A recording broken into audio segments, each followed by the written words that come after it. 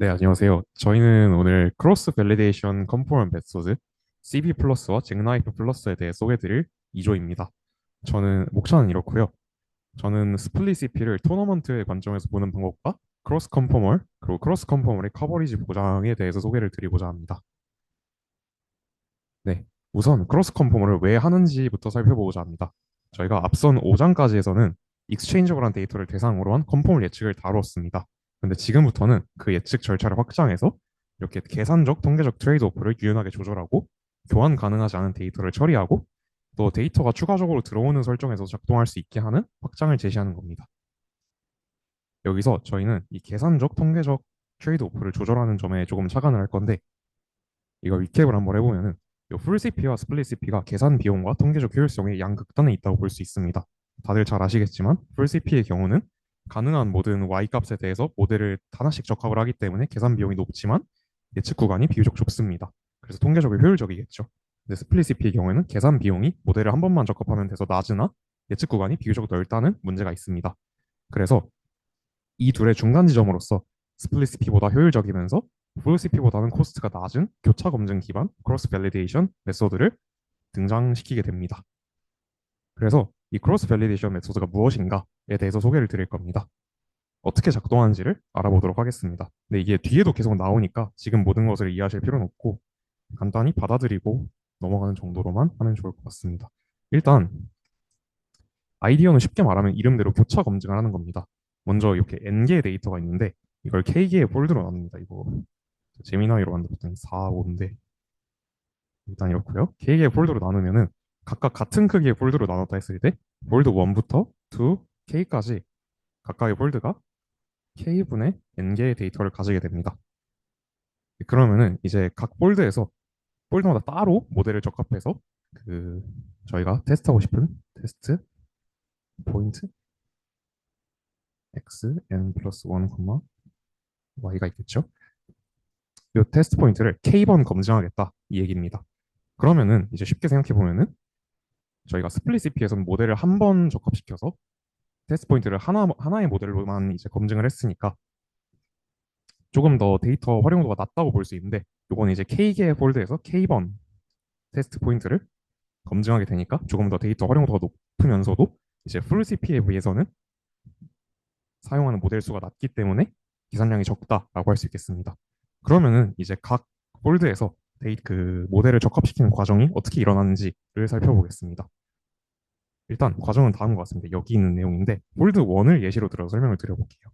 폴드 1을 보면은 저희가 스플릿 CP에서 어떻게 하는지를 살펴보면은 이제 트레인 데이터가 있고 캘리브레이션이 있겠죠. 여기서는 트레인 데이터로 폴드 2부터 K까지 데이터를 씁니다. 그러니까 폴드 1의 데이터를 제외한 나머지 데이터예요.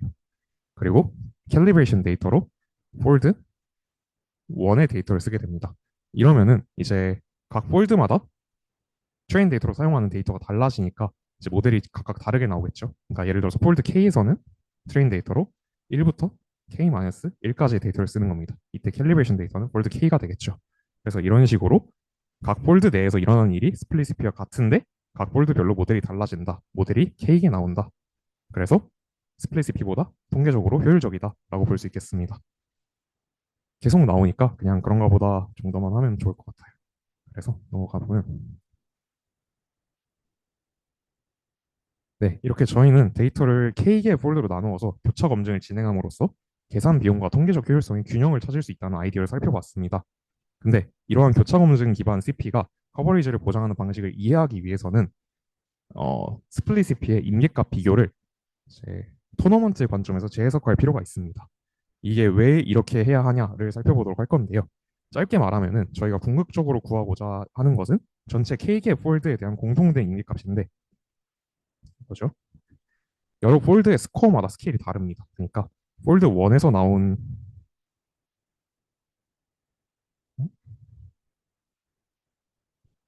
1에서 나온 스코어와 폴드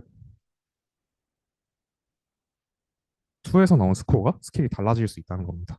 왜 그런지를 이제 살펴보도록 하겠습니다. 만약에 이제 폴드 1에서 나온 스코어, 폴드 2에서 나온 스코어가 스케일이 다르면은 각 폴드의 결과를 통합해서 공통된 임기값을 구하는 일이 공평하지 못하겠죠. 그래서 이렇게 스킬이 달라지는 이유를 살펴보겠습니다. 일단 이 이유는 간단히 말하면은 이 녀석들은 트레인 데이터로 폴드 2부터 K까지를 쓰고 이 녀석은 1, 3, K까지를 쓰겠죠. 트레인 데이터가 다르니까 그 모델이 달라지는 겁니다. 근데 만약에 트레인 데이터가 다를 때 어, 폴드 1의 모델은 트레인 데이터에 언더피팅이 되고 폴드 2의 모델은 트레인 데이터에 오버피팅이 됐다고 해볼게요. 오버피팅이 됐으면은 이제 캘리브레이션 데이터랑 비교를 할 때 폴드 2의 데이터를 캘리브레이션 데이터로 쓸 텐데 여기서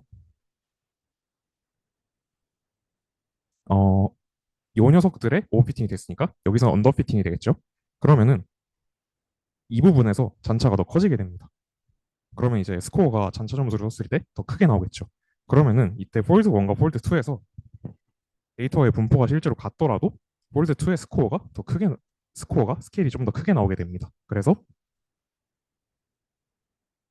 네, 폴드마다 트레인 데이터가 다르기 때문에 스코어가 서로 다른 함수로 생성되고 캘리브레이션 데이터와 테스트 점의 조인트 익스체인지빌리티가 깨진다. 그래서 각 폴드 내에서는 교환 가능성이 유지되지만 이것들을 합쳤을 때는 이제 더 이상 동일한 분포라고 볼 수 없다. 따라서 폴드들을 포괄하는 하나의 공통 인디값을 제시하기가 곤란해진다. 그렇게 되면은 이제 커버리지를 보장할 수 없기 때문이죠. 근데 이게 설명이 복잡하니까 예시를 통해서 보도록 하겠습니다. 네,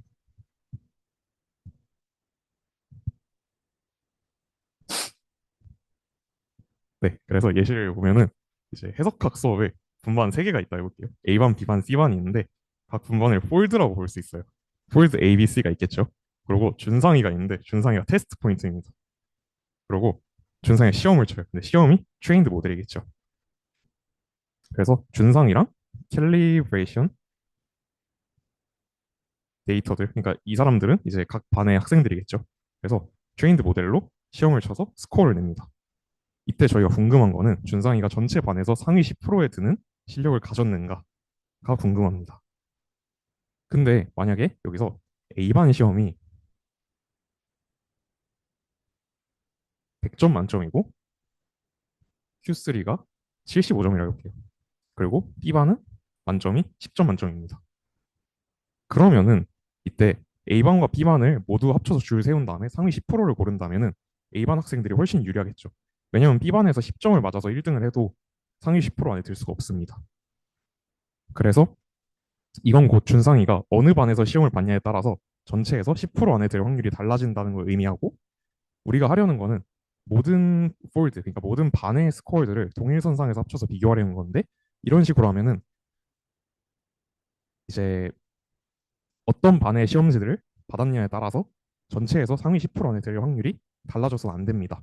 이걸 저희가 아는 통계학적인 언어로 말하면은 폴드를 합쳤을 때 스코어가 교환 가능해지지 않는다라는 것이고 이때 커버리지 보장이 불가능해지게 됩니다. 그래서 저희가 하고 싶은 거는 점수 비교를 하는 게 아니라 승패 비교를 하는 겁니다. 그래서 준상이가 각 반에서 몇 명을 제꼈는가를 보도록 할게요. 그러면은 승패는 반별로 동일한 논리 단위가 합칠 수 있고 전체 반에서 준상이가 제낀 사람을 합쳐보겠습니다. 그러면은 만약에 A, B, C 반의 전체 학생이 100명이라 했을 때 준상이가 90명을 제꼈다면은 10% 안에 들겠죠. 그래서 이런 식으로 승리 횟수를 합쳐서 본 다음에 그게 일정 이상 횟수를 이겼다고 할 수 있으면은 이제 특정 분위수보다 큰 거고 일정 횟수 미만으로 이겼다 그러면 특정 분위수보다 작다 이런 식으로 보겠다는 아이디어입니다. 혹시 질문이 뭐였나요?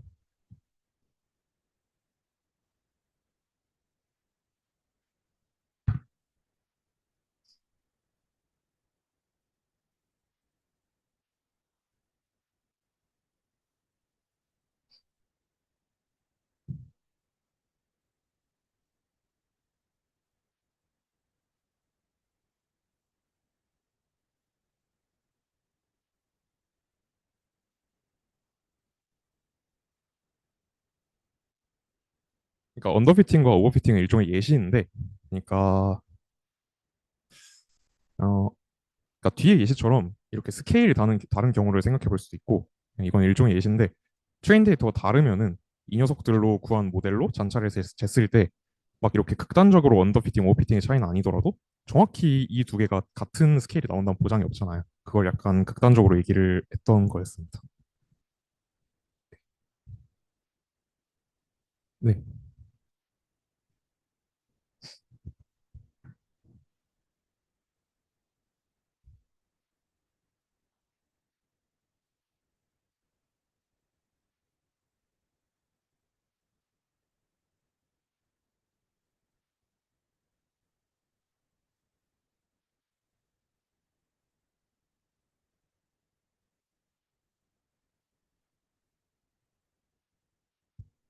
맞아요. 각 반에서 정결을 시켜가지고 그렇게 합치면은 될 수 있지 않냐라고 할 수 있는데 결론적으로는 그렇게 해도 스코어들이 각 반마다 분포가 조금이라도 다르면 익스체인지를 하지 않거든요.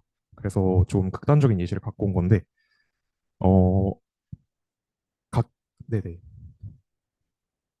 네 100점 만점이고 뭐 분포가 조금 다를 때를 말씀하시는 거잖아요. 그럴 때도 보장이 안 되긴 합니다. 네 그렇죠. 근데 약간 예시를 극단적으로 가져왔다 이런 얘기였어요. 감사합니다. 그래서 저희는 이러한 토너먼트 아이디어를 기존의 분위수 비교 아이디어와 대응시켜서 정확히 같은 의미인지를 살펴보도록 하겠습니다. 기존의 이제 스플릿 CP를 보면은 캘리브레이션 데이터들로 구한 스코어들의 특정 상위 분위수보다 테스트 포인트의 스코어가 작으면, 그러니까 여기가 테스트 포인트의 스코어고요. 이 부분이 그 캘리브레이션 데이터의 스코어의 상위 분위수겠죠. 작으면 예측 집합에 포함하겠다 이런 거였습니다.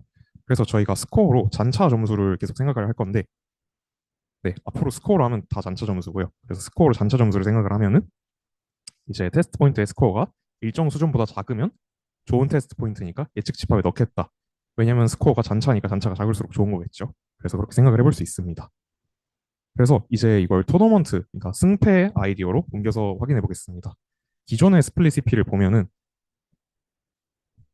네, 죄송합니다. 이긴 횟수가 특성 임계값보다 작다는 것은 테스트 포인트의 스코어가 최소한 몇 개의 녀석들보다 작다는 것입니다. 그러면은 그것은 분위수 비교에서 테스트 포인트가 스코어가 일정 분위수 이하에 위치한다는 말과 같은 의미를 가질 수 있을 것입니다. 그래서 그림으로 보면은 어 여기가 스코어들이 존재하는 수직선이라 생각을 해보면은 이게 테스트 포인트의 스코어고 어, 여기에 캘리브레이션 데이터들의 스코어가 있다고 해볼게요. 우리가 만약에 얘보다 작으면은 예측 집합에 포함하겠다라는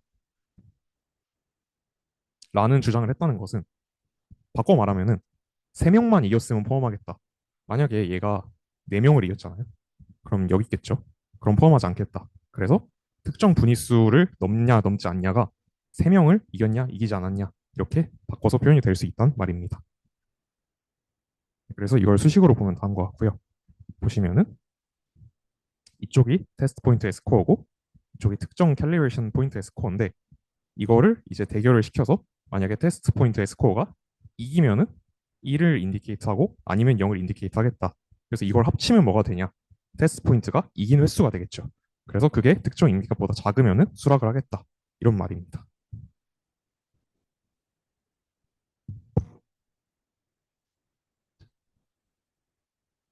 네. 그래서 이게 이제 의미적으로는 거의 비슷한 의미를 가진다라는 점을 확인을 해봤는데 이게 이제 분위수 비교가 정확히 수식적으로 같은 의미를 가질까에 대해서 생각을 해보겠습니다. 보시면은 근데 여기가 이 인기값이랑 이 분위수랑 조금 다르게 생겼거든요. 그렇죠? 근데 이게 같은 것이냐라고 질문을 던질 수 있는데 같습니다. 왜냐하면은 이 부분은 승리 횟수죠. 그리고 이 부분은 어떻게 보면 승률이라고 볼 수 있겠죠. 이긴 비율. 그래서 여기다가 경기 횟수를 곱하면은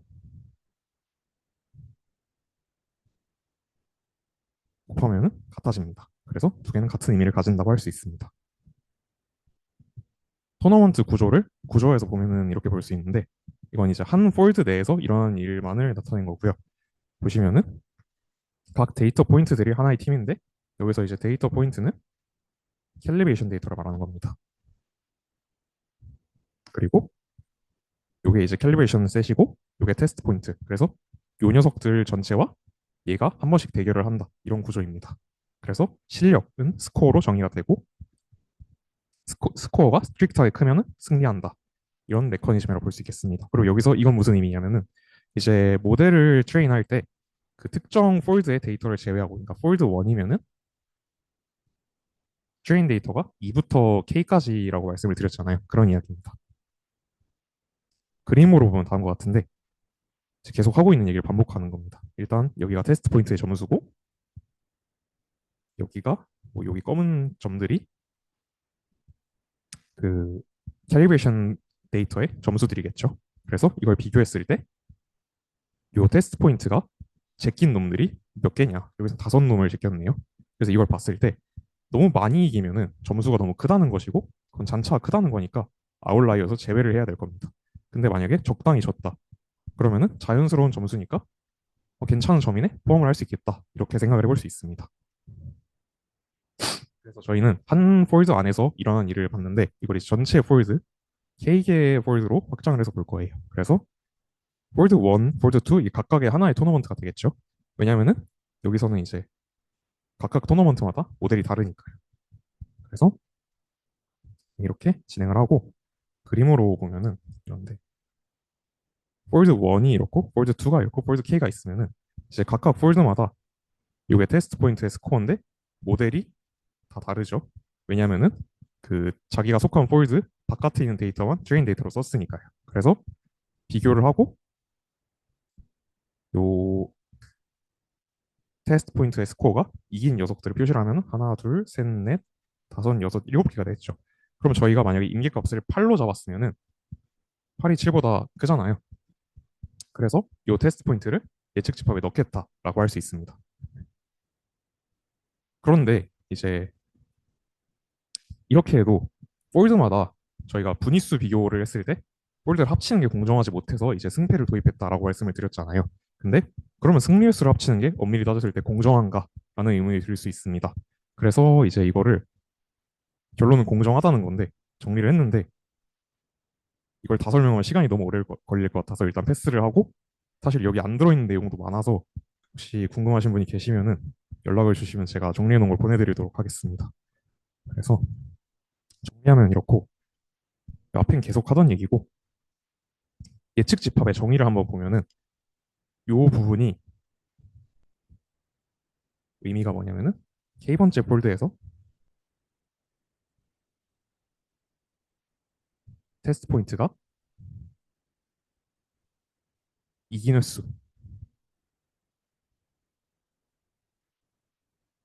그쵸? 여기가 테스트 포인트고 여기가 캘리브레이션 데이터고, 이기면 1로 인디케이터해서 합치기로 했으니까 그렇게 되겠죠.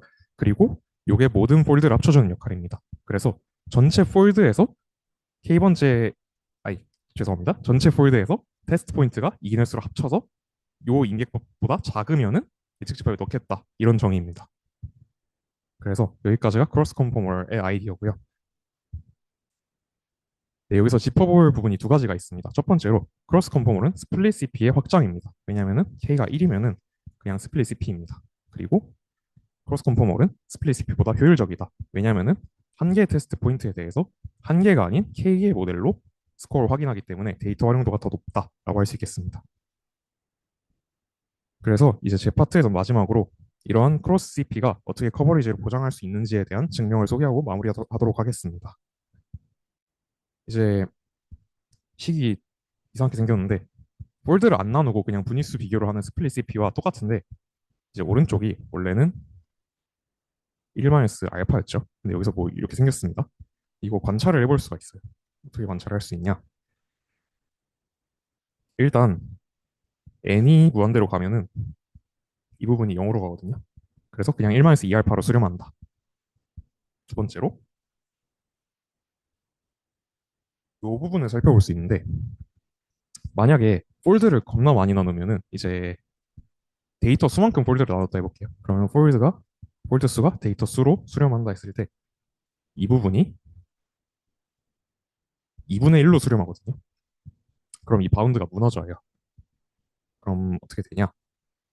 우리는 이걸로 보장할 수 있는 거는 결국 K가 너무 크지 않을 때 이걸 보장할 수 있다. 라는 점을 생각해 볼 수 있고, 그럼 K가 크면 어떻게 할 건데? 라고 생각을 해볼 수 있는데, 그건 이제 티오렘 6.2 뒤에 민호님께서 다뤄주실 파트에 나오게 됩니다. 그래서 저희는 일단 스몰 k일 때, 폴드 수가 작을 때 크로스 CP의 크로스 컨포멀의 커버리지를 보장하는 방법을 증명하겠습니다. 아이디어는 다음과 같습니다. 바로 뒤에서 설명을 드리긴 할 건데 일단 P값의 평균이라는 게 있어요. 이게 패배율을 의미한다고 합니다. 일단 받아들이고 바로 뒤에서 설명을 드리도록 할게요. 근데 P값의 평균을 왜 도입하냐면은 저희가 이 averaging p-value under exchangeability라는 성질을 쓸 건데 이게 뭐냐면은 요 식입니다. 어떻게 쓰는지를 한번 살펴볼게요. 지금 일단 네. 그래서 P값의 평균이 패배율을 의미한다. 패배율은 승률의 반대이다. 그런데 저희가 궁금한 거는 승리 횟수의 총합이거든요. 그렇죠? 모든 폴드에서 테스트 포인트가 승리한 횟수의 총합이죠. 근데 승리 횟수의 총합을 패배율로 쓸 수가 있어요. 어떻게 쓰냐? 패배율의 총 경기 수를 곱하면 패배 횟수가 나오고 전체 경기 수에서 패배 횟수를 빼면 승리 횟수가 나오니까 구할 수 있겠죠. 그래서 저희는 패배율을 승수로 이렇게 교환을 해서 쓰고 이 녀석이 P값의 평균이다. 글씨 죄송합니다. 그래서 이제 이런 구조가 있는데 어 우리가 여기서 이제 에버리징 P 밸류의 성질을 씁니다. 그게 이 내용인데 이게 뭔 말이냐면은 P값의 평균이 특정 T보다 작을 확률을 이 T로 바운드 시킬 수 있어요. 이걸 어떻게 하냐? 저희가 P값의 평균 패배율이라고 했죠. 패배율이 특정 T보다 작다는 게 무슨 의미인지를 뜯어볼 건데 패배율이 특정 T보다 작다는 것은 이제 별로 많이 안 졌다는 거잖아요. 그건 이제 반대로 말하면은 많이 이겼다는 거예요. 많이 이기면 무슨 일이 일어날까요? 그 녀석이 예측 지파에 못 들어가겠죠. 그건 즉 미스 커버리지입니다. 그래서 이 부분이 미스 커버리지에 대한 사건을 의미하게 되고 미스 커버리지의 어퍼 바운드를 이렇게 ET로 얻을 수가 있습니다. 근데 미스 커버리지 어퍼 바운드가 저희가 커버리지와 미스 커버리지가 여사건인 걸 알고 있으니까 미스 커버리지의 어퍼 바운드를 얻는다는 것은 곧 커버리지의 로어 바운드를 얻는 것과 같다. 그런데 커버리지의 확률의 로어 바운드는 이 커버리지 보장식과 동치죠. 그래서 이렇게 에버리징 p 밸류의 성질을 이용해서 증명을 할 수 있다라는 아이디어입니다. 이제 하나씩 살펴볼게요. 일단 먼저 B값의 의미를 천천히 살펴보도록 하겠습니다. 일단 여기서 보시면은 이 부분이 여기 그냥 x, y를 테스트 포인트라고 생각을 할게요. 그러면은 p, k, x, n 플러스 1, 이렇게 되겠죠. 이게 테스트 포인트의 스코어가 캘리브레이션의 스코어한테 진다는 사건입니다.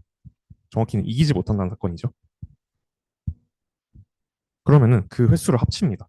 그럼 분자의 의미가 k번째 폴드에서 이 테스트 포인트 스코어가 진 횟수입니다.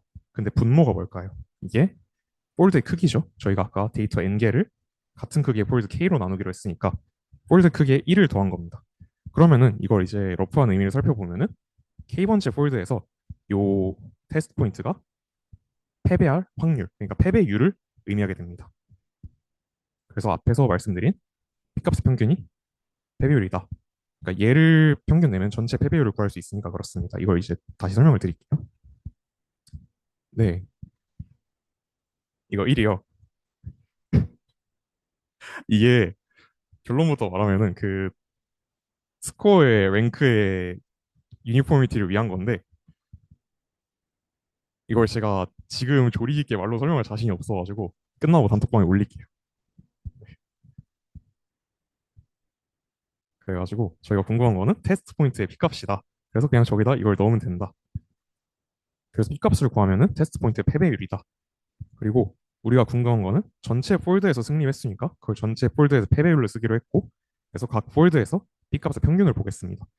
이렇게 보면 되는데 이제 B값을 폴드 1에서의 패배율, 폴드 K에서 패배율 이걸 다 합쳐가지고 폴드 수로 나눈 겁니다. 여기서 이제 폴드의 크기를 동일한 크기로 나눴으니까 웨이트를 줄 필요는 없고요. 그래서 이렇게 쓸 수 있습니다. 그래서 이제 앞에서 예측 집합을 정의할 때 테스트 포인트의 총 승리 횟수가 임계값보다 작으면은 임계값 총 승리 횟수죠. 예측 집합에 넣기로 했습니다. 이걸 근데 의미적으로 보면은 많이 이기면 안 된다는 겁니다. 특정 횟수보다 적게 이겨야 집합에 포함해주겠다는 거죠. 이걸 이제 P값의 평균의 관점에서 볼 겁니다. P값 평균이 패배율이었죠. 그러면은 이거를 패배율의 관점에서 보면은 패배율이 일정 수준보다 크면 예측 집합에 넣어주겠다는 겁니다. 왜냐면은 패배율이 크다는 것은 충분히 졌다는 것이고 많이 이기지 못했다는 것이기 때문이죠.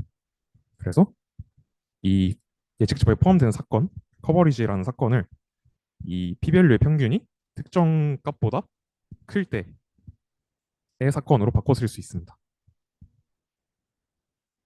그래서 저희가 이렇게 지금까지 승수를 패배율로 바꿨습니다.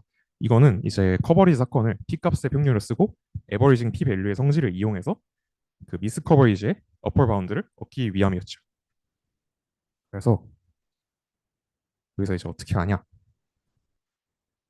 보시면은 이게 저희가 지금 얻은 건데 여기다가 여사건에다 확률을 취해볼게요. 그러면은 P 이렇게 되겠죠. 그게 이겁니다. 이게 뭐냐면은 미스 커버리지 확률을 P밸류가 P밸류 평균이 특정 값보다 작을 확률로 쓴 겁니다. 이게 아까 T고 이게 그러면은 2T로 바운드 될 수 있겠죠. 그래서 요 성질을 이용해서 바운드를 시킵니다. 그럼 저희가 미스 커버리지 확률의 어퍼 바운드를 얻었어요. 근데 미스 커버리지 확률과 사건과 커버리지 사건은 여사건이니까 커버리지의 로어 바운드를 얻을 수 있습니다. 이렇게. 그래서 증명이 마무리됩니다. 그래서 결론적으로 크로스 컨포멀 또한 예측 구간이 실제 정답을 포함할 확률을 일정 수준 이상 보장한다는 점을 알 수 있으면서 또 직관적으로 봤을 때 이 알파가 작을수록 K가 작을수록 폴드 수가 작을수록 그리고 데이터가 많을수록 예측 구간이 실제 값을 포함할 확률이 높다. 그리고 n이 무한대로 가면은 여기가 0으로 수렴해서 1마이너스 2알파로 보장이 된다. 이론적으로. 그리고 그런데 이제 실무적으로는 1마이너스 알파에 가까워진다고 하는데 왜 그러냐면은 이제 데이터가 많아지면은 폴드들의 학습 크기들이 커지고 학습된 모델들이 서로 비슷해져가지고 그냥 폴드를 나누지 않고 같은 모델을 쓰는 스플릿 CPU와 같아져서 1마이너스 알파의 커버리지가 가까워진다라고 할 수 있습니다. 근데 여기서 저희가 이론적으로 영어로 가면은 1마이너스 2알파가 된다 말씀을 드렸는데 왜 1마이너스 알파가 아니고 1마이너스 2알파가 나오냐고 궁금해하실 분들이 계실 것 같아서 이유를 설명을 드리면은 쉽게 말하면은 그 위에 에버리징 p 밸류 성질 있죠. 여기서 요 녀석이 t가 아니라 2t라서 그래요. 요 2t 때문에 결국 요 2알파가 나오게 되는 건데 이거는 이제 시간이 모자랄 것 같아서 적어놨으니까 궁금하신 분들은 이걸 보시면 좋을 것 같고 여기서 또 하나 궁금한 게 생길 수 있는 게 만약에 이 어펄 바운드가 2t 말고 뭐 1.8t, 1.6t 이렇게 더 좋은 t가 있을 수 있지, 그러니까 더 좋은 이제 상수가 있을 수 있지 않냐라는 의문이 드실 수 있습니다. 그런데 2t가 최선이라고 합니다. 이게 제가 찾아보니까 ESC 졸업하신 선배님께서 쓰신 논문이 있습니다. 그 제목 써놨으니까 혹시 궁금하신 분께서는 찾아보시면 좋을 것 같고 이제 제가 한 것은 스몰 K에서 크로스 컨포머리 커버리지 개런티를 할 수 있다라는 거에 대한 증명이었으니까 이제 라지 K에서는 어떻게 구할까라는 점이 궁금하실 겁니다. 이걸 이제 지금부터 민호님께서 소개해 주시도록 하겠습니다. 감사합니다.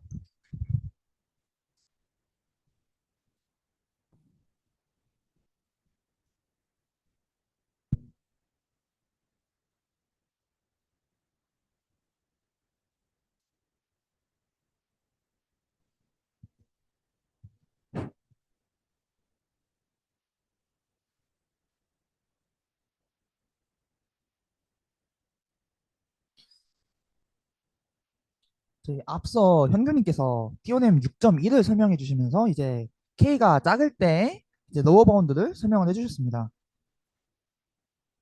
근데 이제 K가 커지는 경우 커지거나 극단적으로 이제 리브 원 아웃이라고 K가 N과 동일한 경우가 존재할 수 있습니다. 그래서 그런 상황 K가 큰 상황에서도 로어 바운드가 필요하다.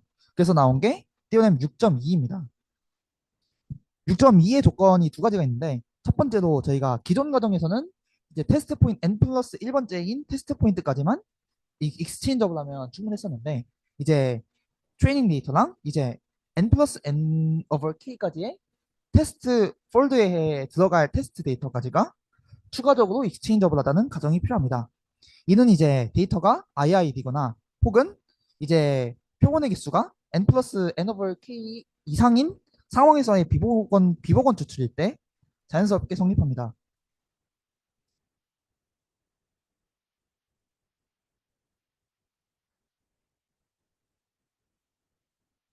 그리고 제가 예전에 데피니션 3.1에서 다뤘던 것처럼 스코어 펑션이 시메트릭해야 한다는 조건이 필요합니다. 제 파트 결론은 그냥 이겁니다. 크로스 컨포멀 프리딕션은 이제 다음과 같은 로어 바운드도 만족한다.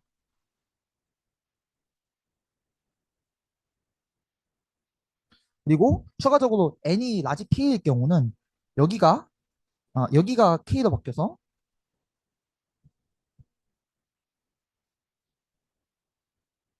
스몰 n이 라지 k로 바뀌어서 이 값이 0이 되기 때문에 뒤에 있는 게 다 날아가서 이 상황에서는 1-2 알파의 커버리지를 보장한다 라는 게 제 파트의 일단 결론입니다. 그리고 저희가 띄어낸 6.1에서 우리가 구하고자 하는 로어 바운드가 1-2 알파 마이너스 A 이거를 편의상 이거 A라고 표현하겠습니다. A보다 크다고 띄어낸 6.1에서 나왔고 마찬가지로 이더 B 1-2 알파 마이너스 B보다도 크거나 같다고 띄어낸 6.2에서 나왔습니다.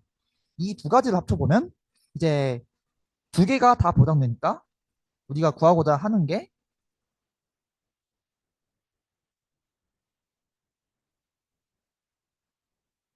이거 맥두 값 중에 큰 값보다도 크거나 같다라는 게 성립하고 이제 1-2 알파가 상수니까 이걸 밖으로 빼주면 이제 마이너스 맥시멈 마이너스 A 맥시멈 마이너스 A 마이너스 B는 이제 이제 미니멈을 바꿀 수 있기 때문에 다음과 같은 수식으로 정리가 되고 이 수식을 다시 정리하면 1 알파 마이너스 루트 n분의 2보다 커나 같다가 나옵니다. 따라서 n이 커짐에 따라서 뒷부분이 날아가기 때문에 1 2알파의 커버리지가 보장됩니다. 그래서 저희가 진행하는 그림을 다시 보면 이렇게 되고 제 나머지 파트는 사실 거의 다 증명인데 나는 티오렘 6.2를 증명하기 들어가기 전 증명 티오렘 6.2 증명을 들어가기 전에 노테이션 몇 개를 정리를 해보겠습니다. 제 발표자 아까 있지 않았나요? 두 분 중에서 그냥 이게 거 두 개만 할 거서 한 분만 하시면 될 것 같아요. 이거 굉장히 쉬운 거여서 둘 중 누가 하실 건지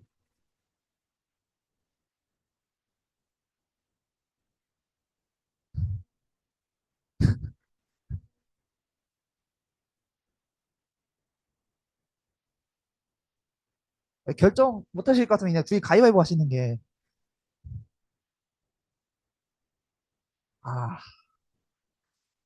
그럼 저희 노테이션 정리할 건데 저희가 스몰 n이 뭐죠? 네.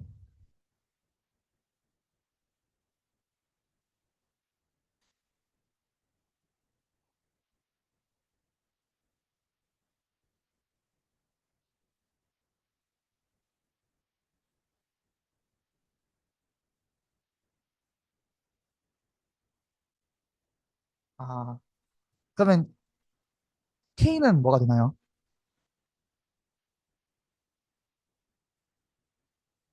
네, 맞습니다. 폴드의 개수가 되고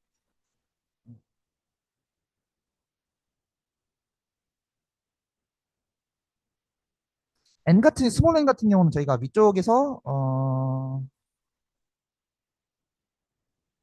저희가 기존 데이터에서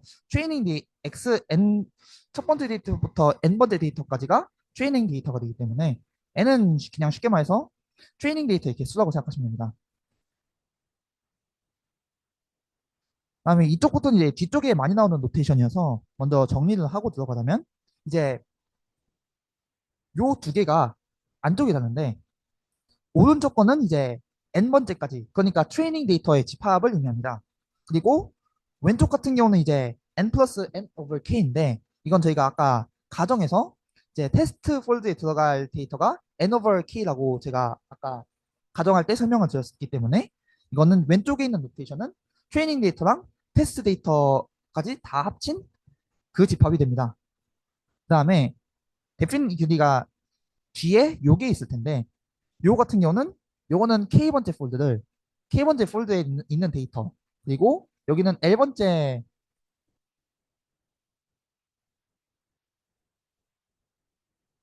폴드에 있는 데이터를 의미합니다. 그리고 이 슬래시가 붙었기 때문에 요 집합에서 K번째 폴드에 있는 데이터와 L번째 폴드에 있는 데이터를 제외한 나머지 데이터의 집합이라고 생각하시면 됩니다. 그리고 들어가기 전에 하나 더 하자면 저희가 어떻게 게임의 결과가 결정되는지를 잠시 설명하고 넘어가겠습니다. 저희가 하고자 하는 목표는 n 플러스 1번째인 테스트 포인트와 i번째의 스코어를 비교하고자 하는 건데 먼저 첫 번째로 i번째 데이터가 속한 폴드를 제외한 데이터로 저희 모델과 스코어를 학습하게 됩니다. 그리고 학습된 모델과 스코어 펑션으로 이제 n 플러스 1번째 데이터와 i번째 데이터의 스코어를 계산하고 비교하게 되는데 만약에 여기서 이 테스트 포인트의 스코어가 더 크게 되면 인디케이터가 1을 반환하게 됩니다. 이제 그리고 마지막으로 1부터 n까지 모든 트레이닝 데이터를 대상으로 반복을 해서 이 인디케이터의 합이 기준치 이하 저희가 1-알파 n 플러스 1이었죠. 기준치 이하의 경우 집합에 포함하는 방식으로 저희가 알고리즘이 진행되고 있습니다.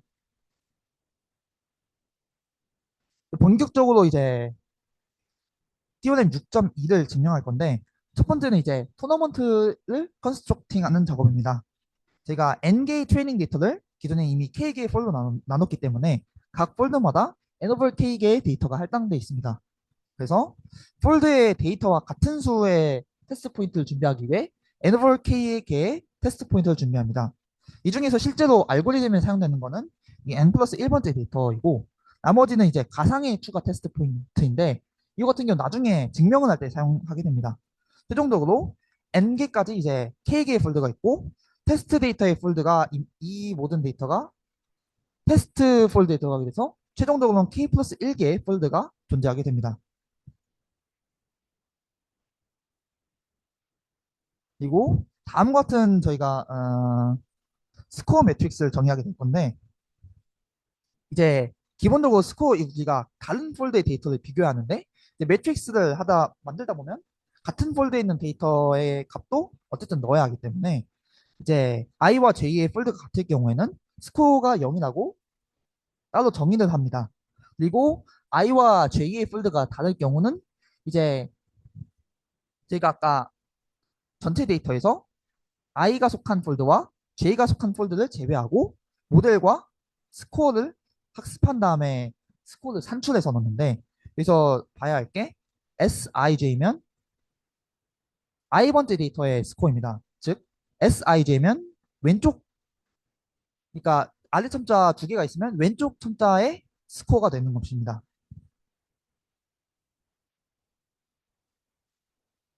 그리고 토너먼트 매트릭스 다음과 같이 정의를 하는데 요거 같은 경우는 이제 이가 어려울 것 같아서 잠깐 3 곱하기 3 매트릭스를 예시로 제시를 해보겠습니다. 편의상 제가 폴드는 다 다르다고 성립을 하고 음,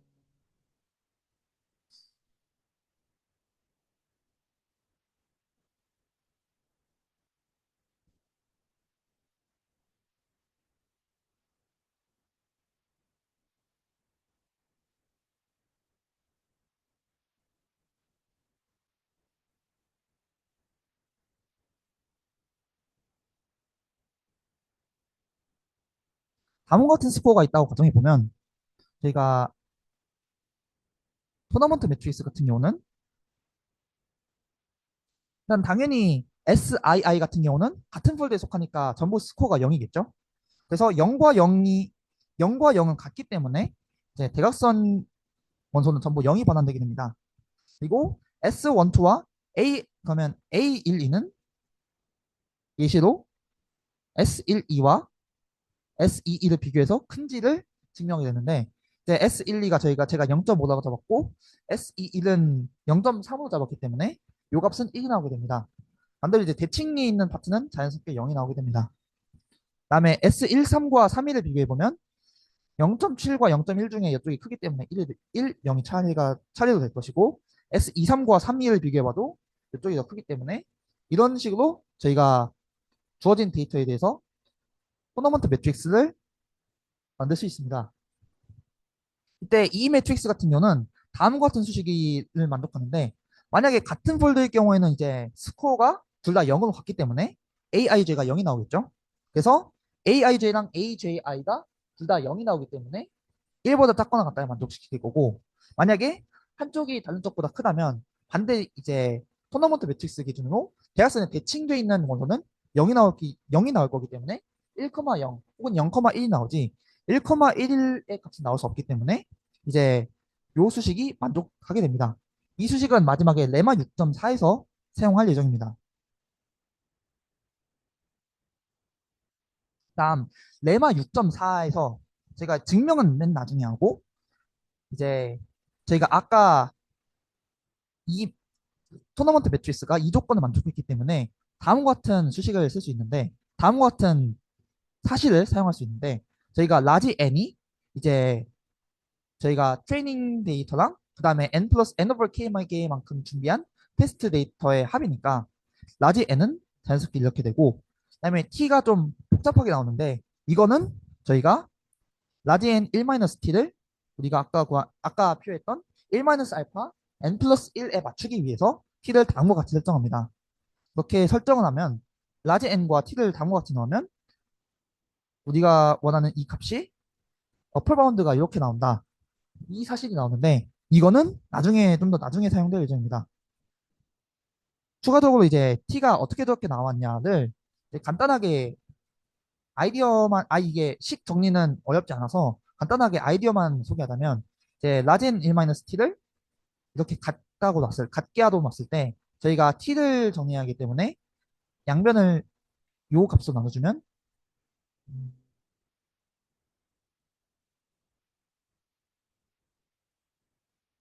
이 값이 나오게 됩니다. 그리고 식을 t에 대해 정의하면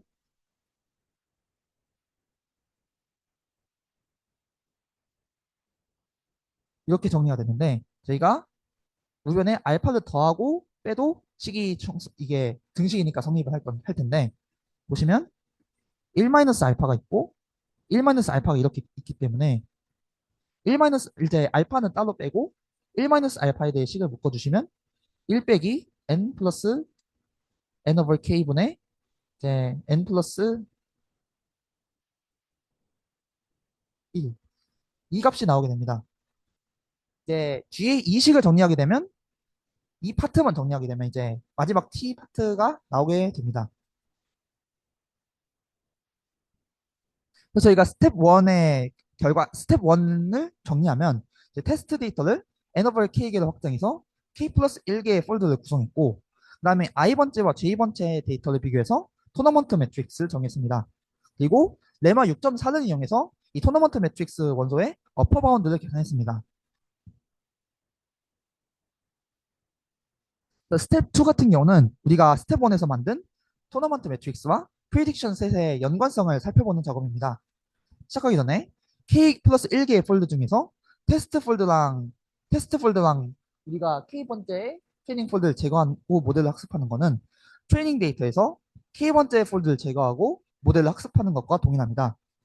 즉 다시 말해서 K 플러스 1개의 폴드라는 거는 우리가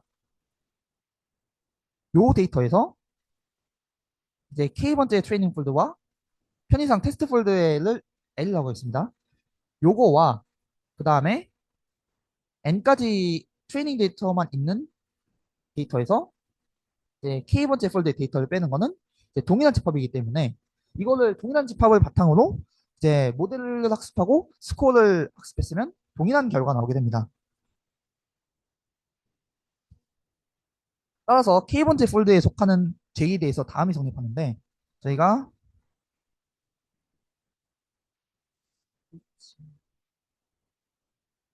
SIJ를 다음과 같이 정리했었죠. 11페이지에서. 그래서 SN 플러스 1, J는 이게 스코어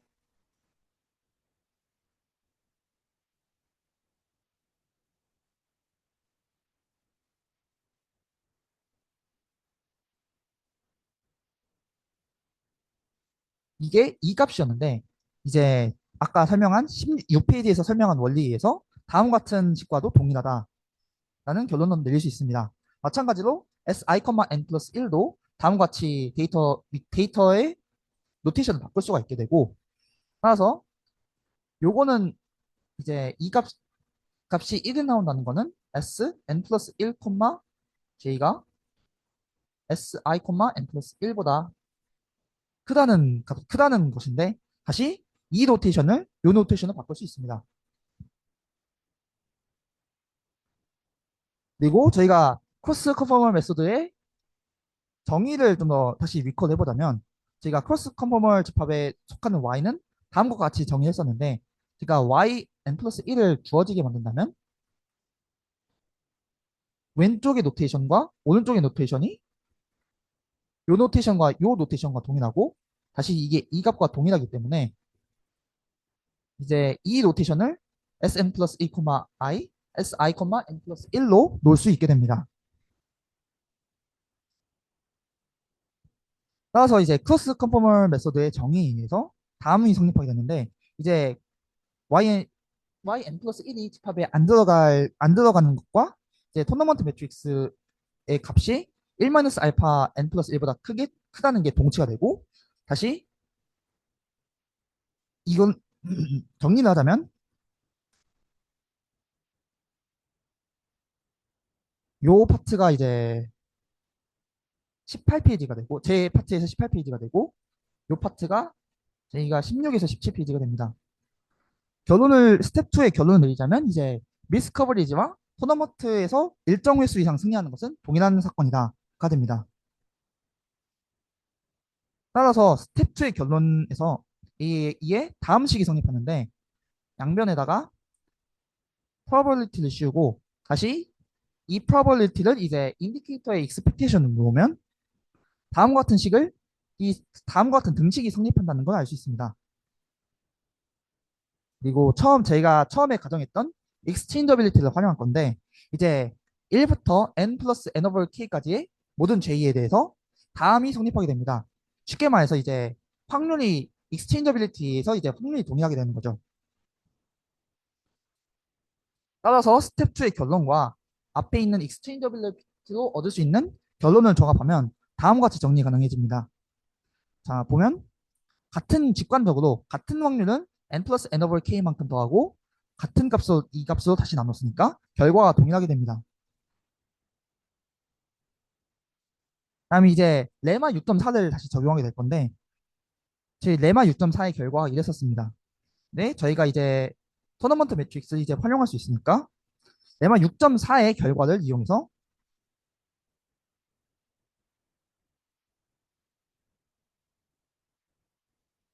보시면 expectation of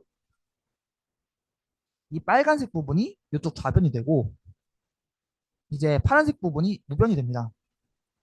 따라서 식을 정리하면 다음과 같은 최종 결론은 얻을 수 있게 됩니다.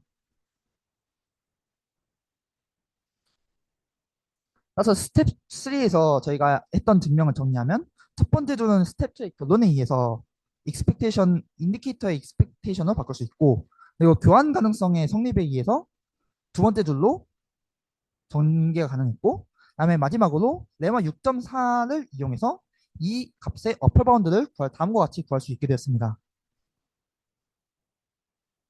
결론적으로 스텝 3에서 구한 어퍼 바운드를 1에서 빼면 다음과 같은 로어 바운드를 확인할 수 있게 됩니다.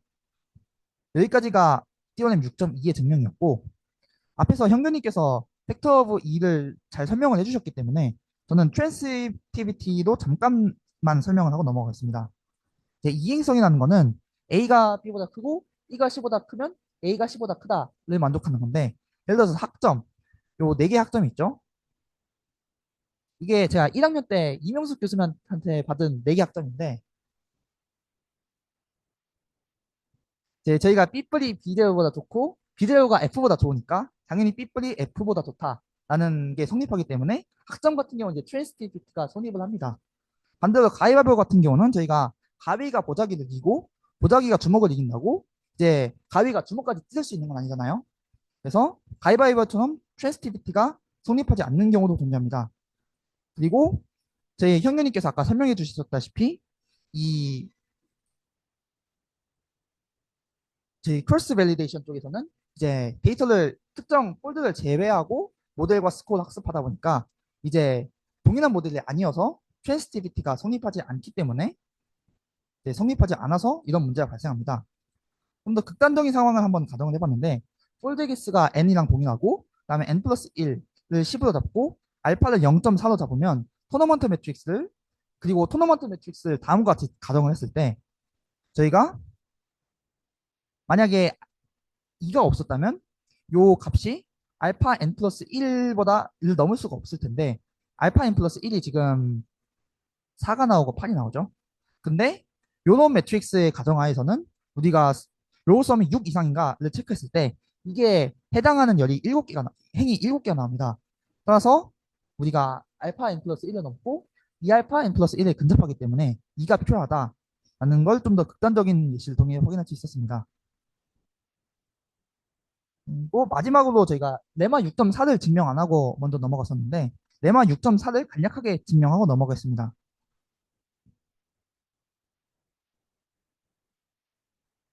레마 6.4의 증명은 과정이 이렇습니다. 저희 같은 경우는 요 매트릭스를 보면 이런 매트릭스 A를 다음과 같이 다시 분할을 할 건데 이제 J는 우리가 신경 쓰고 싶은 이제 어떤 한도보다 높은 것들의 아이들 이제 행들의 집합이 됩니다. 즉 행합이 1-t 라지 n보다 큰 행번호들의 집합이 J가 됩니다. 그래서 우리가 구하고자 하는 거는 J의 바운더리를 구하는 건데 예를 들어서 첫 번째 i에 대해서 첫 번째 i를 제가 i 편의상 i1이라고 했습니다. 이게 성립하고 두 번째 i에 대해서 성립하고 마지막 i에 대해서 성립하기 때문에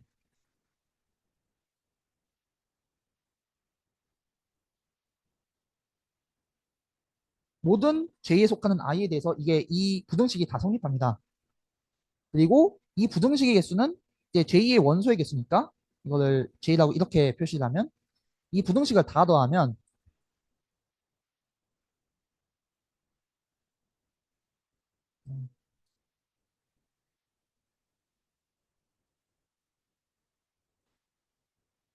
이제 J에 속하는 모든 i에 대해서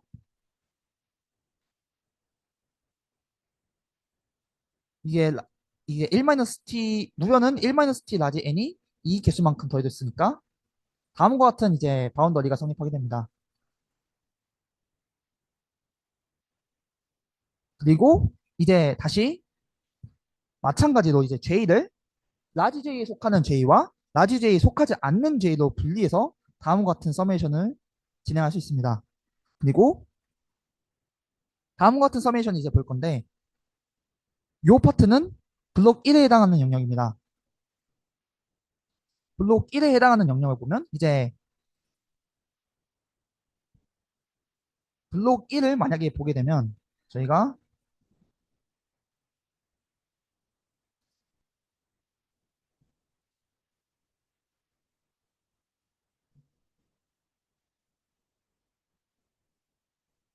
이제 AIJ랑 이거를 다시 보면 이쪽 식을 다시 보면 이게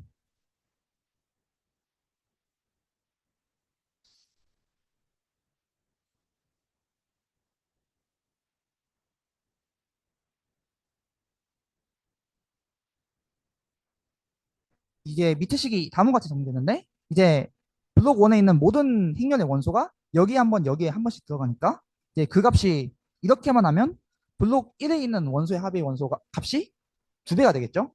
그래서 2분의 1을 나눠서 다음과 같이 정리가 가능합니다. 그리고 이 값 같은 경우는 제가 블록 1의 매트릭스를 간단히 그리면 이제 대각선 부분은 아까 언급했듯이 0이 나올 수밖에 없고 저희가 있는 만약에 여기 있는 모든 1들을 한쪽으로 옮겨 쓰다 했을 때 이 값이 여기가 1이 다 차거나 아니면 중간에 0이 있을 수 있어도 1이 넘치는 경우는 없겠죠. 그래서 이 값은 2분의 1 야코비안 이제 제2의 개수의 제곱보다 작거나 같다가 성립합니다. 그리고 마찬가지의 원리도 이쪽을 보면 이쪽은 이제 블록 2, 3, 4의 1의 개수를 세는 건데 블록 3에 있는 개수를 1의 개수를 전부 2로 옮겼을 때 이제 블록 2가 1로 다 차거나 혹은 빈 구간이 있을 수는 있어도 블록 2에서 1이 넘치는 경우는 없기 때문에 이 값 역시 여기에 전부 1이 튀어졌을 때보다도 작거나 같게 됩니다. 따라서 이 값이 이제 라지 n 빼기 j가 되고 요 값은 그냥 라지 n이 되기 때문에 따라서 요것보다 이게 작거나 같고 이게 크거나 같고 요것보다 이게 크거나 같다라는 게 성립합니다. 저희가 맞으면 사실 저희가 구하고 싶었던 게 요거의 바운더리였는데 이거를 이제 i를 j에 속하는 것과 j에 속하지 않는 걸로 나눠보게 되면 저희가 정의에서 j에 속하지 않으면 이 값이 인디케이터 값이 0이 나올 거고 j에 속하게 되면 인디케이터 값이 1이 나오게 됩니다. 따라서 1이 요 개수만큼 있기 때문에 이 수식은 이 값과 동일하게 됩니다. 결국 저희가 구하고자 하는 바운더리는 이제 요거의 바운더리를 구하는 것과 똑같습니다. 앞서 마지막에 나왔던 이 식과 요식과 요식을 활용해서 정리를 하면 다음과 같은 부등식이 성립하고 이제 이거를 J에 대해 정리하면 다음과 같은 어퍼 바운드를 구할 수 있습니다. 또 키 아이디어만 다시 간략하게 살펴보면 모두가 승리할 수 없기 때문에 토너먼트 승수의 상한이 존재하고 이제 토너먼트 매트릭스의 원소의 합의 상한들을 이용해서 부등식을 전개하고 정리를 마무리하면 레마 6.4를 증명 가능합니다. 네, 이상입니다.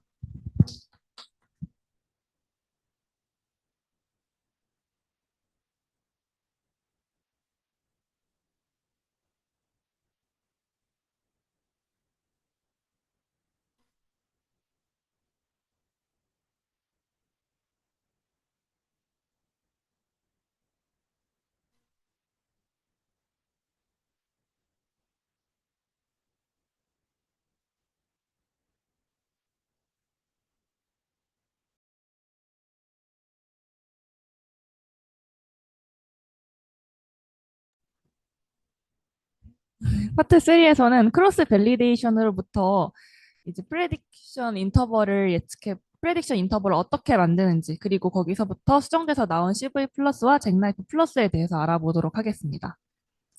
먼저 이 파트의 모티베이션은 우리 크로스 밸리데이션으로부터 컨포머를 사용하지 않고 예측 구간을 만들어 보자는 것입니다.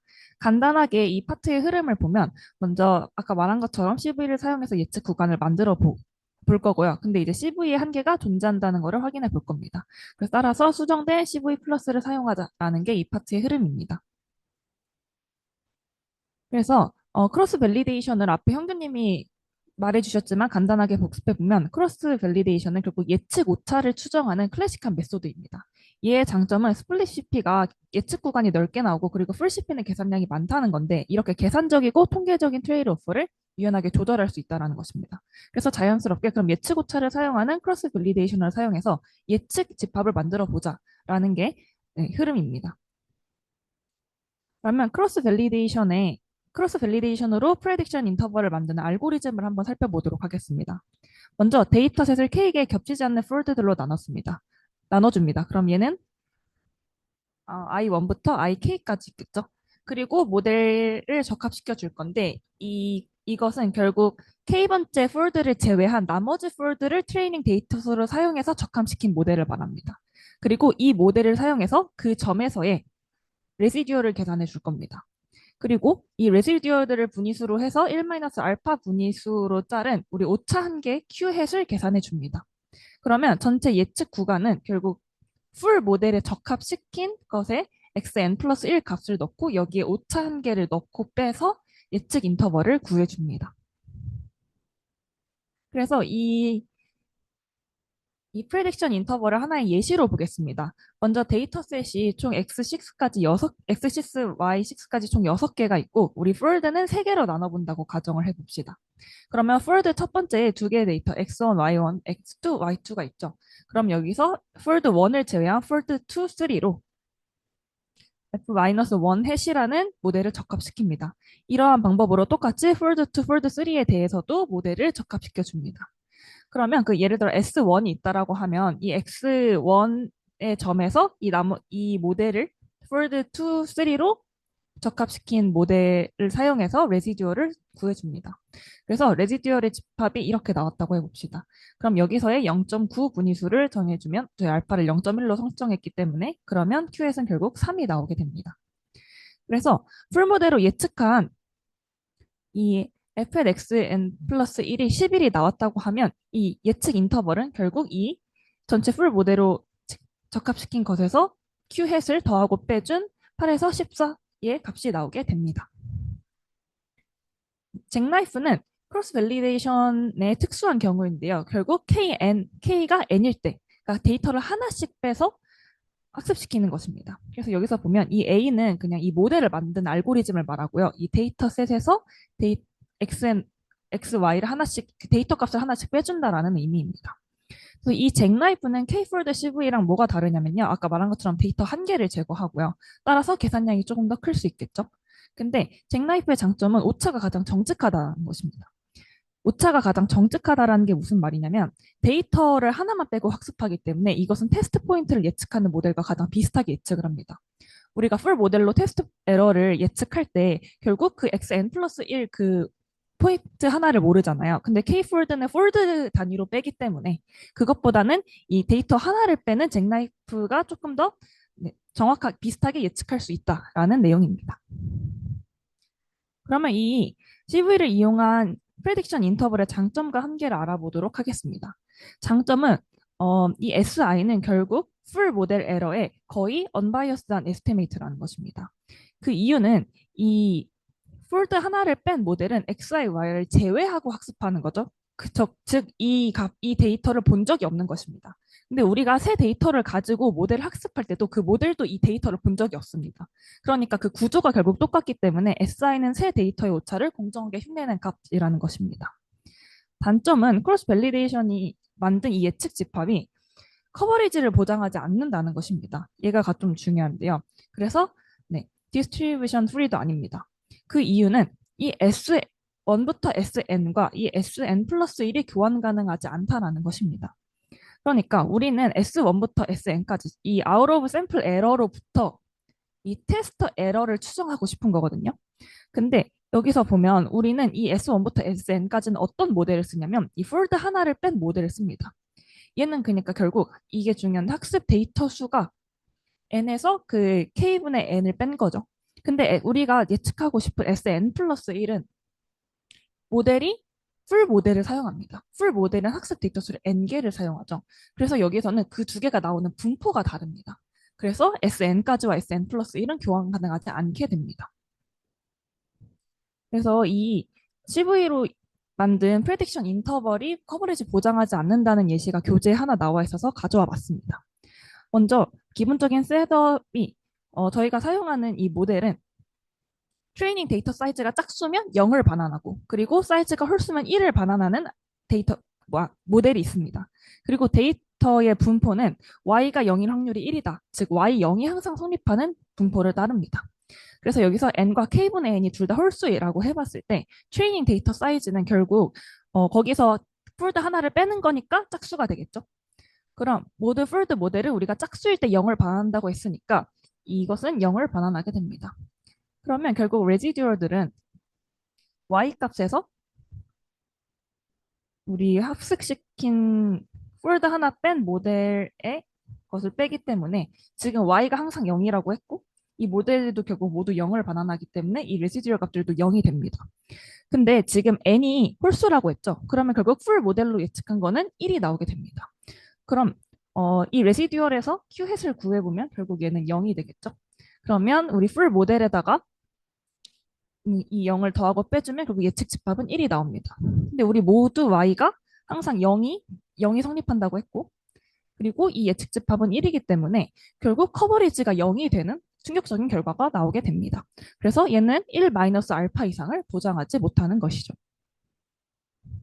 이렇게 CV는 커버리지 문제가 있었는데요. 그 이유는 이 SI들과 그리고 이 SN 플러스 1인 테스트 에러가 다른 모델에서 나왔기 때문입니다. 그러면 이거를 어떻게 바꾸느냐? 이 테스트 에러도 그러면 같은 모델을 사용하자, 같은 학습 데이터 개수를 사용하자라는 것입니다. 그러니까 테스트 테스트 에러에 F 대신 폴더 하나를 뺀 모델을 사용한다라는 말은 하나의 예측 구간이 아니라 각 폴드마다 예측 구간을 만들고 이것을 결합하겠다라는 것입니다. 네, 그래서 우리가 수정하는 이 CV 플러스는 어떤 형태를 띠냐면 우리 S1부터 Sn까지 아웃 오브 샘플 에러는 하나 뺀 거를 사용해서 그 n에서 k분의 n을 뺀 모델을 사용했죠. 근데 이 테스트 에러는 원래는 저희가 기존에는 풀 모델을 사용했다면 여기서는 풀드 하나를 뺀 모델을 아웃 오브 샘플 데이터와 같이 에러와 같이 똑같이 사용하겠다라는 것입니다. 그럼 학습 데이터도 동일하게 되겠죠. 그래서 결국 두 개가 같은 분포를 사용하기 때문에 교환 가능하다는 것입니다. 네, 그래서 저희는 이제 CV 플러스로 어떻게 수정하는지 보기 위해서 기존 CV의 예측 구간과 동일한 정의를 사용할 것입니다. 네, 저희가 먼저 기존에 사용했던 이 예측 인터벌이 이렇게 나왔었죠. 그러면 이 밑에와 같이 바꿀 수 있습니다. 이 컨타일이 결국 Q 해시기 때문에 얘를 빼고 더하면 예측 인터벌이 나오게 되죠. 일단 저희 오른쪽 끝부터 볼게요. 여기 오른쪽 끝은 그냥 이 SI들의 상위 1-알파를 그 예측값에서 더한다 라는 건데 얘를 그냥 더한 값들 중에서 1-알파 상위 분위수로 바꿔준다라는 거기 때문에 오른쪽 끝은 쉽게 이해할 수 있습니다. 이제 왼쪽 끝이 조금 다르게 바뀌었는데 이거 밑에 슬라이드에서 어떻게 바뀌는지 한번 살펴보도록 하겠습니다. 그러니까 왼쪽 끝은 결국 F-SI 중에서 작은 값들의 하위 알파 컷을 구하고 싶은 건데 이를 우리는 상위 분위수 계산 방식으로 표현할 겁니다.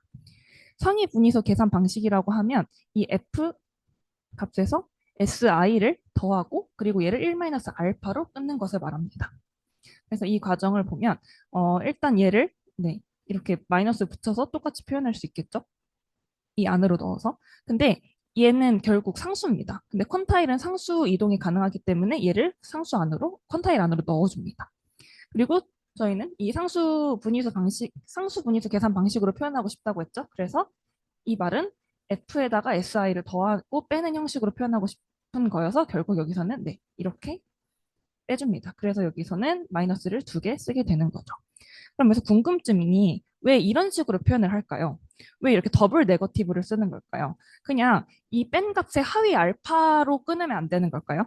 그게 이유가 두 가지가 있습니다. 일단은 CV 플러스를 확정하기 위해서는 양쪽 끝, 그러니까 1-알파로 끊어야지 저희가 그 1-알파 커버리지를 보장할 수 그 형태를 보여주기 위해서가 첫 번째 이유고 두 번째로 일반적으로 원래 이 두 개는 같지가 않습니다.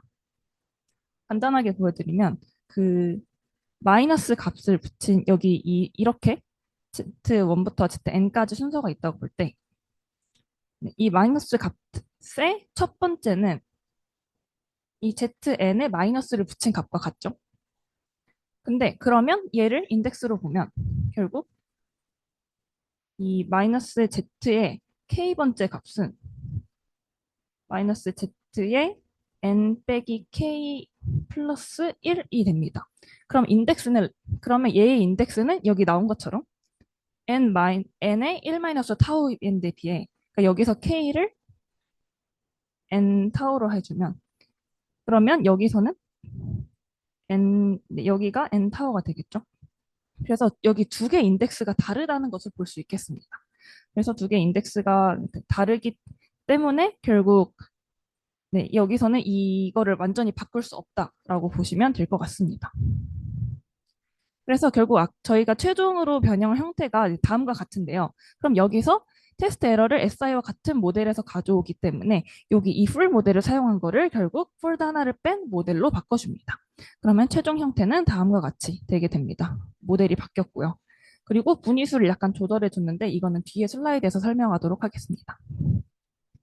예시를 살펴보면 앞에까지는 저희가 했던 내용이고요. 여기서 결국 우리는 아까 풀 모델 하나로 예측을 했는데 여기서는 폴드별로 예측을 해줍니다. 그리고 여기 S 값들 있죠? 거기서 이제 빼줘서 왼쪽 끝 후보들, 오른쪽 끝 후보들이 있다고 했을 때 결국 얘를 아까와 같은 것처럼 분위수에서 끊어줍니다. 여기서 분위수가 1이 높기 때문에 그냥 맥스 값을 사용해서 결국 예측값은 다음과 같이 나오게 됩니다. 잭나이프 또한 커버리지 보장이 안 돼서 잭나이프 플러스로 수정하면 커버리지 보장이 되는데 한 것처럼 하나씩 여기서는 데이터를 빼겠죠. 데이터를 뺀 모델을 사용한다는 것입니다. 노트할 거는 알파가 0.5보다 작아야지 왼쪽 끝점이 오른쪽 끝점보다 작다는 게 보장이 됩니다. 알파가 더 크면 깨지는 경우가 있을 수 있고요. 그 경우에는 왼쪽 끝이 오른쪽 끝보다 크다는 게 말이 안 되기 때문에 예측 인터벌을 공집합으로 정의합니다.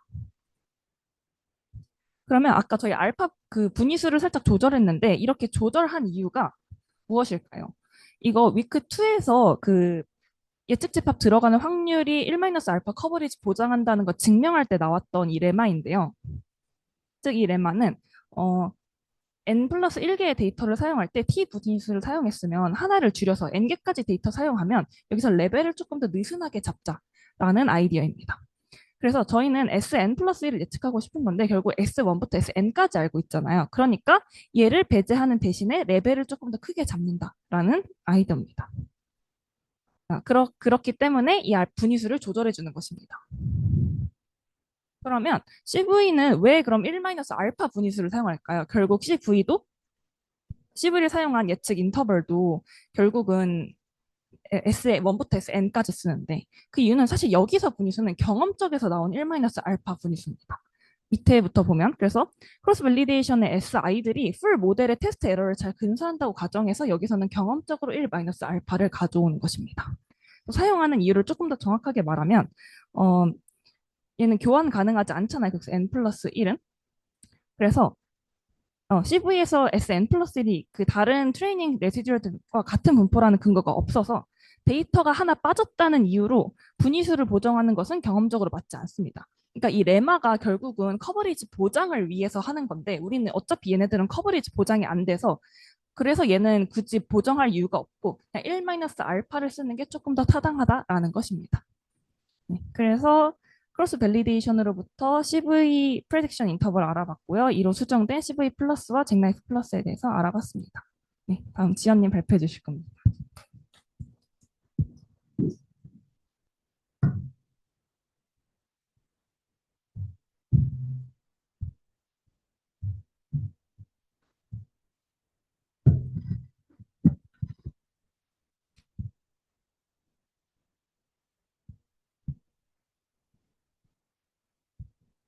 빠르게 진행해 보도록 하겠습니다.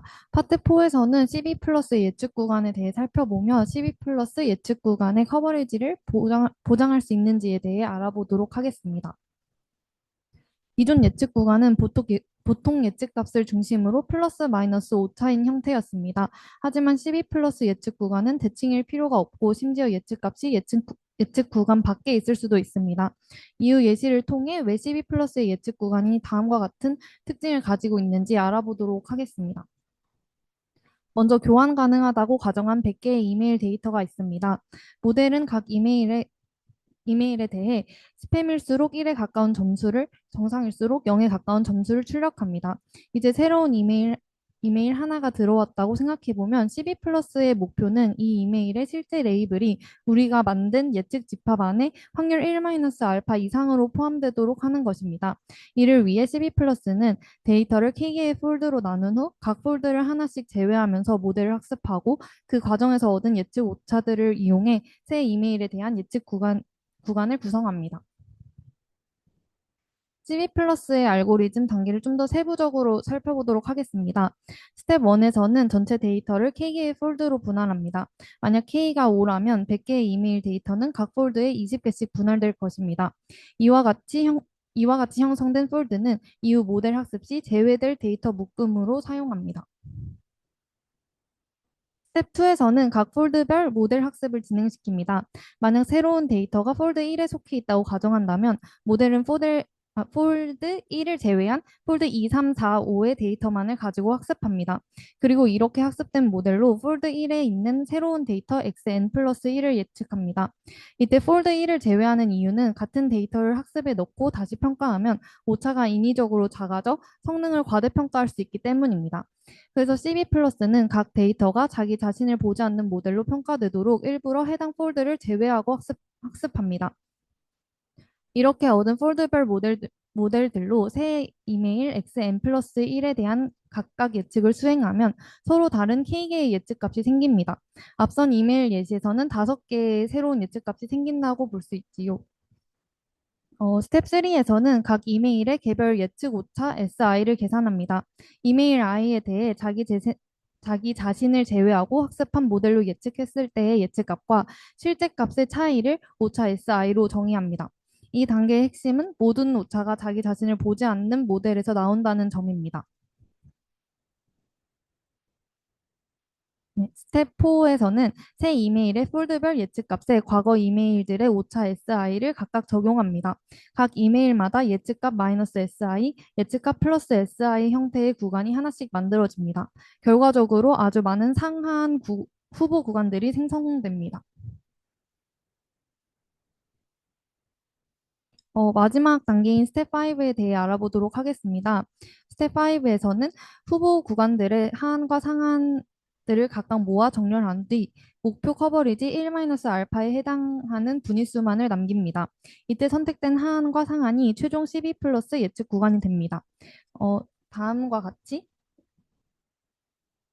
네, 순위 기반 분위수로 정의가 됩니다. 다시 앞으로 돌아가서 그러면 CV 플러스의 예측 구간이 왜 비대칭적인지 그리고 예측값이 왜 예측 구간 밖에 형성될 수 있는지에 대한 답을 해보도록 하겠습니다. CV 플러스 예측 구간이 비대칭인 이유는 하한과 상한이 서로 다른 이메일들에 의해 결정되기 때문입니다. 또한 CV 플러스는 예측값을 중심으로 구간을 만드는 방식이 아니기 때문에 예측값이 구간 밖에 위치될 수 있습니다. 하지만 중요한 성질 하나가 있습니다.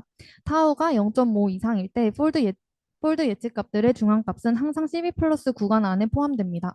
즉 CV 플러스는 비대칭이지만 중앙값 예측은 안정적으로 보존된다는 특징이 있습니다. 여기서 미디안 앙상블이라고 부르는 이유는 여러 폴드에서 얻은 예측 값들을 결합하여 그 중앙값을 대표 예측으로 사용하기 때문이며 중앙값은 절반 이상의 예측에 의해 지지되므로 안정적으로 CV 플러스 구간 안에 유지됩니다. 다음으로 CV 플러스의 커버리지 보장을 어떻게 할 수 있는지에 대해 알아보도록 하겠습니다. CV 플러스 커버리지 보장을 직접 구하기는 어렵기 때문에 크로스 컨포멀과 CV 플러스의 관계를 통해 커버리지 보장을 구해보자는 것이 목표입니다. 크로스 컨포멀은 새 이메일의 후보값 y가 과거 데이터와 비교했을 때 얼마나 이상한지를 폴드별로 검사하는 방법입니다. 크로스 컨포멀은 앞선 발표를 통해 구체적으로 알아봤을 테니 간단하게 알고리즘을 훑어보고 넘어가도록 하겠습니다. 크로스 컨포멀에서는 각 폴드의 새 이메일 스코어가 과거 이메일의 스코어보다 작은 비율을 계산해 폴드별로 p-밸류를 만듭니다. 폴드별 p-밸류를 평균 내어 인계값 t와 비교합니다. 이 과정을 통해 크로스 컨포멀은 앞서 현규님이 설명해 주었듯이 1-2t 수준의 커버리지를 보장합니다. 크로스 컨포머를 간략하게 훑으면 이 알고리즘의 커버리지 보장에 대해 알아보았는데요. 중요한 결과는 크로스 컨포머 예측 집합이 항상 CV 플러스 예측 집합에 포함된다는 점입니다. 따라서 CV 플러스 역시 동일한 수준의 커버리지 보장을 갖습니다. 이에 대한 증명을 알아보고 발표를 마무리하도록 하겠습니다. CV 플러스 예측 구간은 앞서 살펴봤듯이 분위수로 정의됩니다. 즉 어떤 값 y가 CV 플러스 구간 밖에 있다는 것은 y가 대부분의 폴드 예측 값에서 관측된 오차보다도 더 멀리 떨어져 있다는 뜻입니다. 이 경우를 좀 더 구체적으로 보도록 하겠습니다. 만약 y가 CV 플러스 상한보다 크다고 가정하면 여러 폴드에서